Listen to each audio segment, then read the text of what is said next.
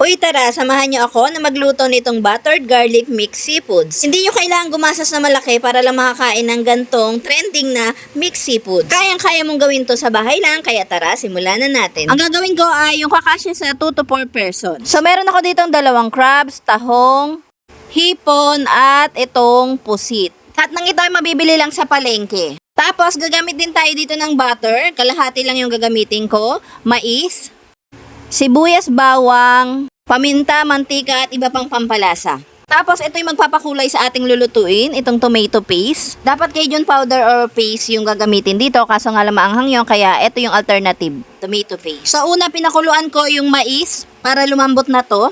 Nilagyan ko lang ng konting asin. After maluto ng mais, ay dito ko din iluluto yung mga seafoods. Pakukuluin ko lang yan, then isa-isa kong lulutuin dito yung mga seafoods. So inuna ko dito yung crabs. 2 piraso nga lang pala yung nabili ko kasi medyo pricey ito. Yung dalawa na yan ay 88 pesos na. Pakuluin ko lang lahat ng isang kulo lang. Hindi natin siya pwedeng i-overcook dahil mamaya ay lulutuin pa rin natin to kapag nakagawa na tayo ng sauce neto. So ang luto na to ay special request nga pala ng asawa ko. Dahil busy siya sa work, wala nang time para kami ay lumabas at kumain sa mga restaurant. Kaya naman, nilutuan ko na lang siya nito. Actually, yung mga ganitong pagkain ay nagre-range ng 1,000, 2,000, 2,500, ganyan. Para sa akin ay sobrang mahal nun. Isang upuan o sa isang kainan lang. Kaya naman naisip ko na why not magluto na lang sa bahay? Para mas makatipid, mas kontrolado mo yung lasa.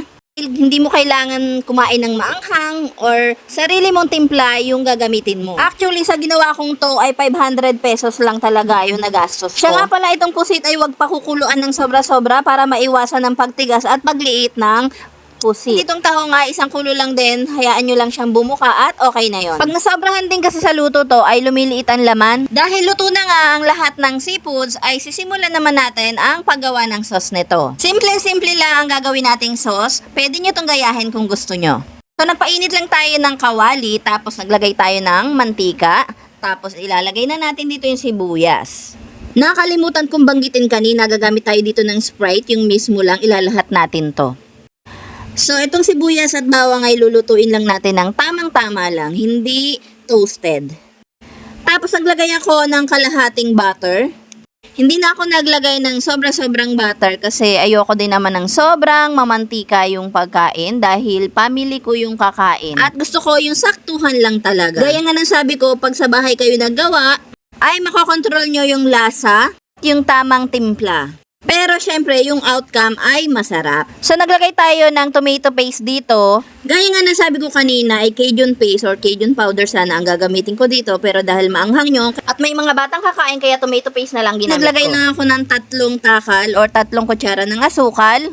Tapos, itong Sprite ay ilalahat natin. Ito yung magsisilbing sabaw dito sa ating niluluto. Tapos, dun sa sabaw ng pinagkuluan natin ng mga seafoods, ay kukuha lang tayo ng 1 baso. Isa rin to sa magsisilbing sabaw nitong ating niluluto. Yung sabaw ay sobrang malasa na. Dahil nandun na lahat ng katas ng seafoods na inilaga natin doon or nilagay natin doon. And then, pinakuluan ko lang siya. Tapos, after kumulo, ay titimplahan na natin. So, naglagay ako dito ng konting Knorr seasoning, konting betchin. So, maglalagay din tayo dito ng saktong asin lang.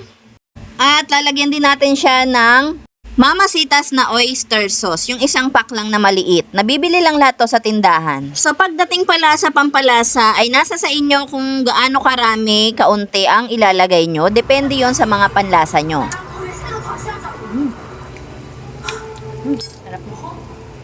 So, yun na, tinikman ko na siya. Para sa akin ay tamang-tama na yung lasa. Masarap na masarap na. Ang amoy pa lang nito, napakasarap na.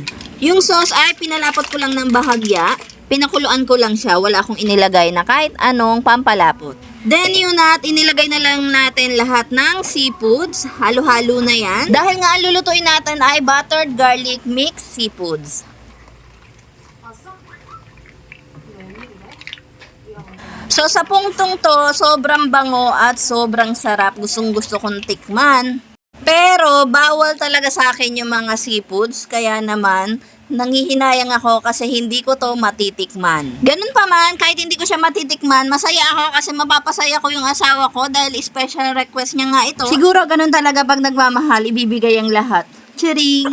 Well, ayun nga, pinagsama-sama na natin siya at may nakalimutan akong ilagay itong pamintang powder.